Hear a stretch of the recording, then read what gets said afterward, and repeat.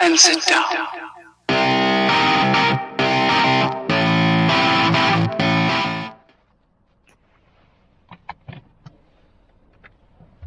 Oh, hello and welcome to a North Wales side-by-side video. This is a very quick introduction to the video you're about to watch.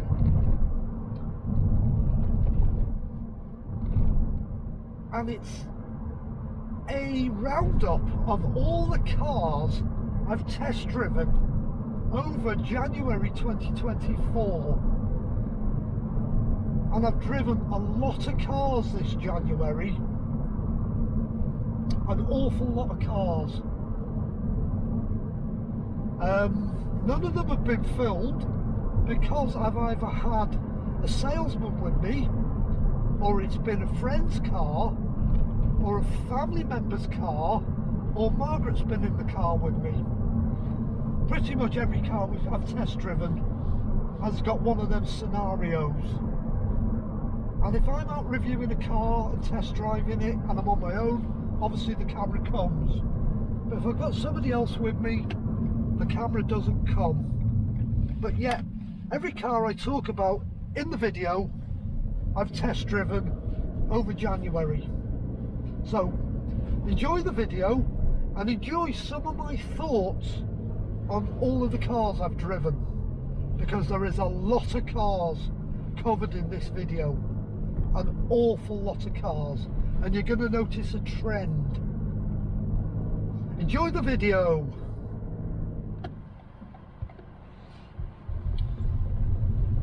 Oh, hello and welcome to a North Wales side-by-side video. Well, we're getting to the end of January now. It's the 29th today, it's Tuesday. There's a lot happened this month. 11th of January, Margaret had her accident with the double-decker bus. So that, since then, has taken up so much of our time just trying to sort everything out after Margaret's accident. You wouldn't believe how much time we've now put into getting everything straight, getting the insurance straight, hospital appointments, going back for x-rays, going back for scans, as more and more of the whiplash injuries are starting to show, because they don't show immediately. They all sort of appear a week, 2 weeks, 3 weeks later. They're strange injuries, whiplash, but we're getting on top of everything now. Margaret's doing well. She's still got some injuries. We've had another medical appointment today because of another injury that's sort of shown its ugly face. But they're seatbelt injuries, where the seatbelt's pulled her back. They're now showing. So as they appear, we're just reporting them to the GP. We're just taking every day as it comes. I know, that's not what the video's about tonight. I've been out working tonight and I'm thinking to myself, you know what? Yes, we've put a lot of time in now, me and Margaret have, thinking about what car we're going to replace the Yaris with. Between me and Margaret, we have test driven quite a few cars. But then I started thinking, this month alone, just me, I have driven so many different cars. So I'm not going to talk about the cars that me and Margaret have test driven, because that's going to give away or give you a clue as to what Margaret has decided to replace the Yaris with. All I will say on that one is she's staying with Toyota, and she's staying with the TNGA platform, which all the modern Toyotas are built on. So we're staying Toyota and we're staying on the same platform, because I now know how good that platform is under a very severe accident scenario. Not a nice way to find out how strong the platform stroke chassis of a group of cars is, but it showed me what a good platform it is. So yeah, we've chosen another Toyota. But I'm going to talk about all the cars I've driven this month, and they're in no order of which one's the best. They're just random as they come to my mind. Obviously, I've got my two personal cars. I've got the GR Sport that I'm driving now, that I've had for nearly a year and a month. I managed to put nearly 23,000 miles on. I adore this car. It's an absolutely fantastic car. I love it to bits. I love coming out to it in the morning. I just love the way it looks. I love the shape. I love all its curves. I love all its lines. I love the colour I chose, the ash grey with the bitone black roof. I just think it looks such a good car.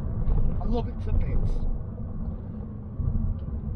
Then I've got my 2001 MR2 with 130,000 miles on it. I've now owned the MR2 since August of 23, so that's August, September, October, November, December, January. 6 months I've had that car. I haven't yet even put 1,000 miles on it since I bought it. I spent so many months working on it, bringing it back to the condition it is now in, which is a condition I think I'm proud of. The turnaround I've done on that car. I could have just bought that car, done what it needed and no more to get it through its next MOT, and maybe another 2 or 3 MOTs, but I chose to go a different route because I realised after buying that car how good and how well looked after the body shell had been. There was no corrosion on that body shell at all. There was no corrosion on the body underneath. All it wanted was a good clean, a good wire brushing, taking back to bare metal. There's been no welding done to it, nothing. I've just brought that car back up to a good spec.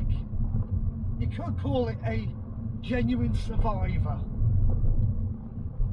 Yes, I have rebuilt all the suspension, I've rebuilt all the suspension links, I've polybushed it, I've replaced all the water hoses, I've replaced the rear cross member, I've replaced a lot of parts on that car for my peace of mind, to make it last another 20 years. And I absolutely, totally and utterly enjoy jumping into that MR2 and driving it.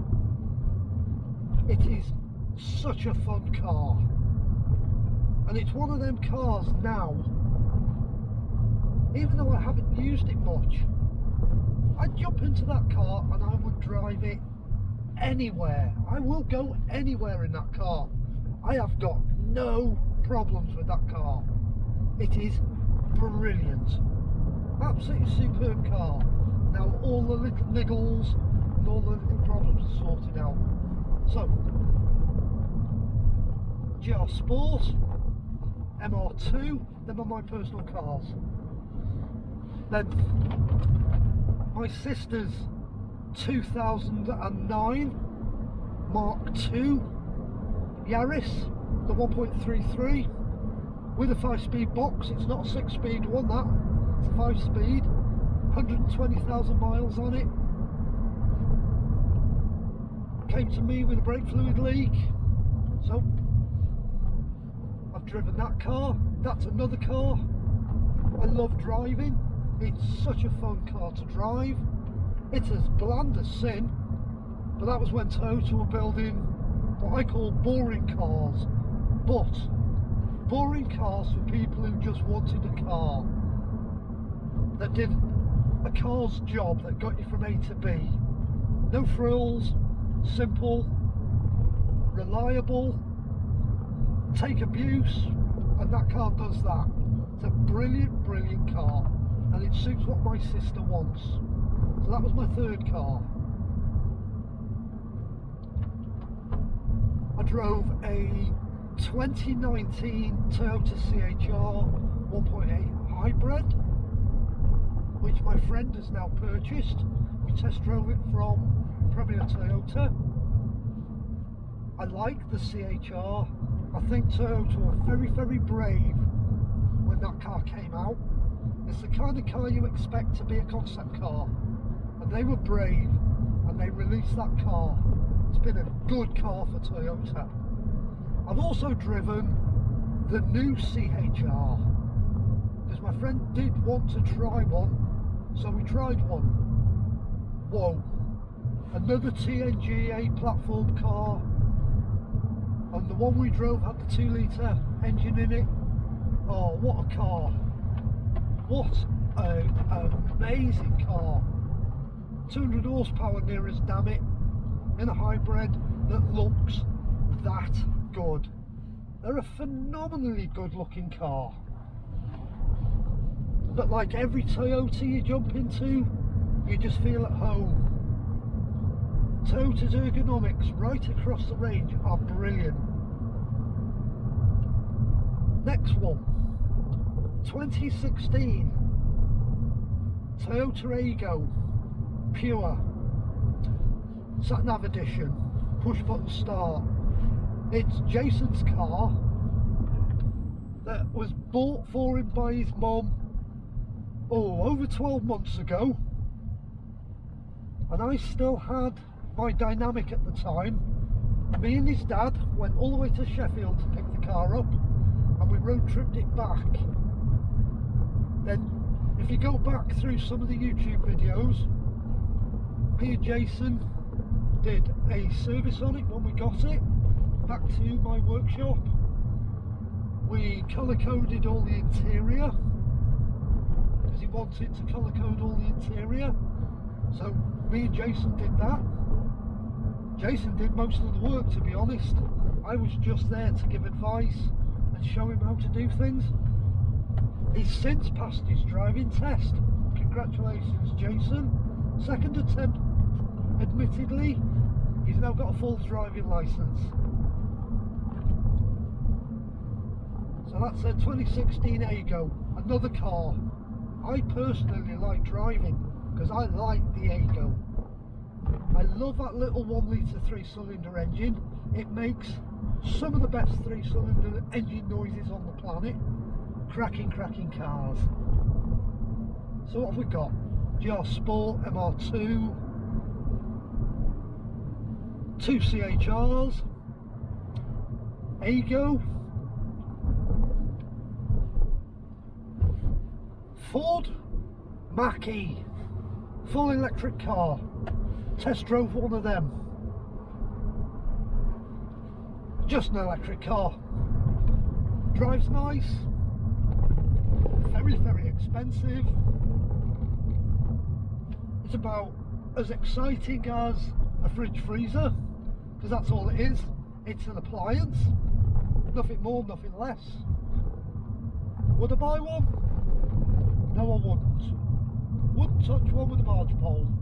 Not just because it's an electric car, because it's a Ford. And Ford have got too many problems with their cars, so I wouldn't touch one of them. Next, I tried a VAUXHALL CORSA. 1.2, I think it was. Well, I don't know, what can you say? It's just VAUXHALL Corsa, one of the Citroens, one of the Peugeots, one of the Opels, one of the Fiats. They're all the same car, just different badges, same engine, different trim. No, they don't. They weren't. They were just another boring car, just another fridge. Didn't like the Corsa. A lot of people love them to bits, but I'm sorry, I don't. I tried a Suzuki Swift, the last of the old shape, because Suzuki are about to bring out a new Swift. It was only a Suzuki Swift mild hybrid, 6-speed manual. And as soon as I drove away from the showroom, I went to pull out, I went to accelerate away, I was overtaken by a snail. It was absolutely gutless. I've never driven anything so slow in my entire life. Even a 1 litre AYGO is more fun to drive than the Suzuki Swift. The Swift might be better equipped than the AYGO, but the AYGO is a lot more fun to drive than the Swift. So I didn't enjoy the Swift. Somebody might, I don't. Where do we go from there? 4-door Mini. Drove a 4-door Mini automatic CVT. Nice looking car. Very, very nice looking car. But for what you get, I thought it was too expensive. And I also felt like there was very little space in the car between me and passenger. It felt very cramped. I felt very hemmed in that car. So I didn't like the Mini because of its the way it made me feel. The way its ergonomics basically I didn't like. That's what I didn't like about the Mini, ergonomics. And I didn't like the CVT gearbox in that particular car either. It just couldn't make up its mind what gear it wanted to be in. So it'll suit some people, not what I liked. Handled nicely, but it drove quite nice. Its road manners were good, but not a car for me. I then tried a new Corolla Sports Touring with the 2 litre hybrid engine, and that was a GR spec one. That was a nice car. That seriously was a very, very nice car. If I was looking for an estate car, that would be the spec I'd have, the GR. Lovely, lovely car to drive. As with all Toyotas, I felt at home. Again, TNGA platform, beautiful car. Too big for what I want, but the opportunity was there to test drive it, so I took the opportunity. You see a theme here now, can't you? How many Toyotas I've driven this month. I then drove Ling's 2022, was it a 22? Yeah, Ling's got a late 22 Yaris Cross XL. I get to drive that car quite a lot. I like the Yaris Cross.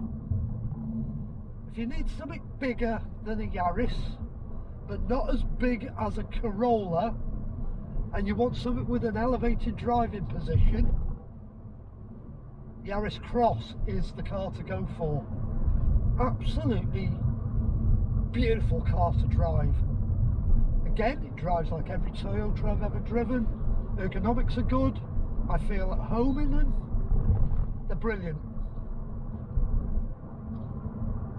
Then I drove a 2020 RAV4 all-wheel drive hybrid.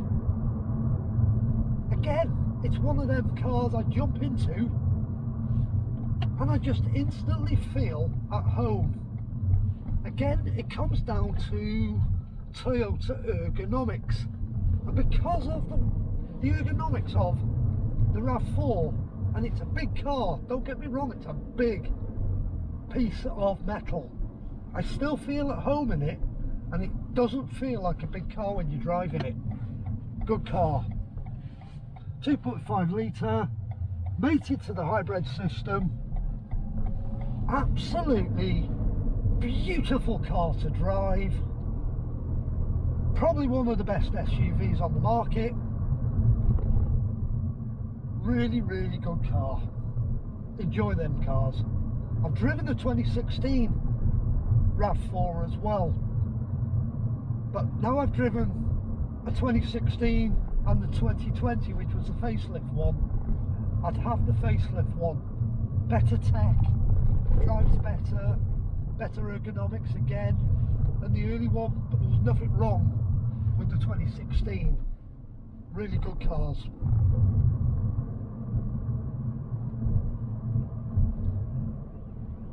I then drove a new 2024 YARIS Cross. The ergonomics haven't changed from the 23, but the interior's changed a little bit. Some of the tech has changed. Still drives the same, and that, funny enough, was a GR spec one as well. Slightly harder ride than the XL.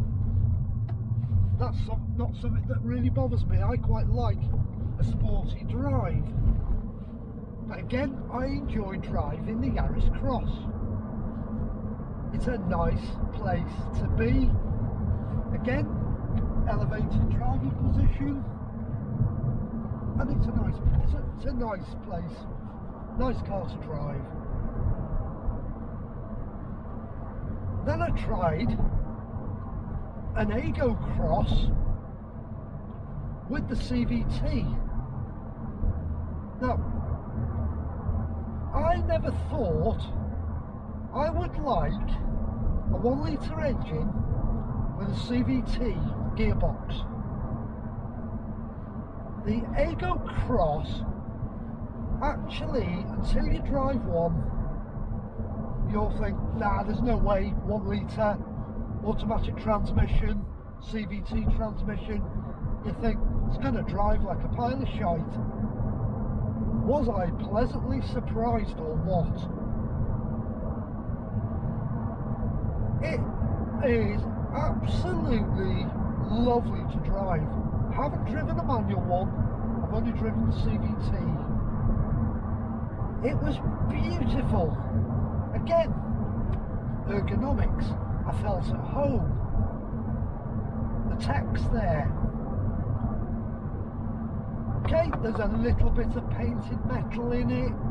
Everything's a little bit plasticky.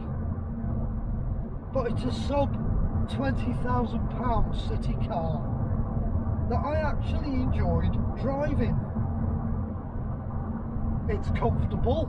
It's bigger than the original AYGO.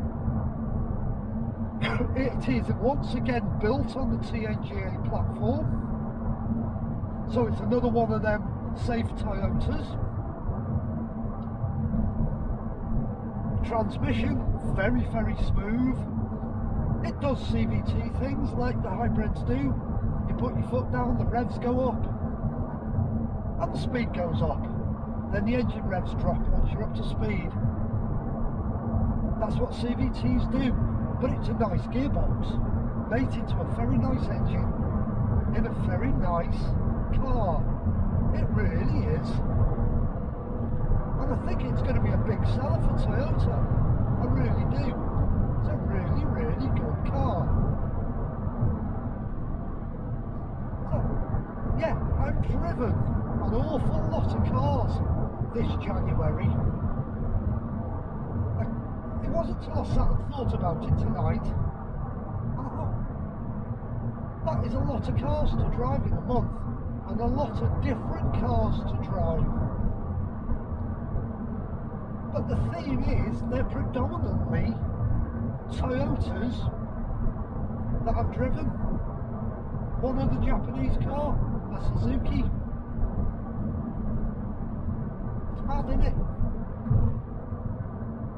Absolutely crazy how many Toyotas I've driven. New ones, old ones, cars I own, cars family members own, cars friends own, new ones at dealership. It is nuts. And one EV. That's all I've driven, one EV. And that was enough.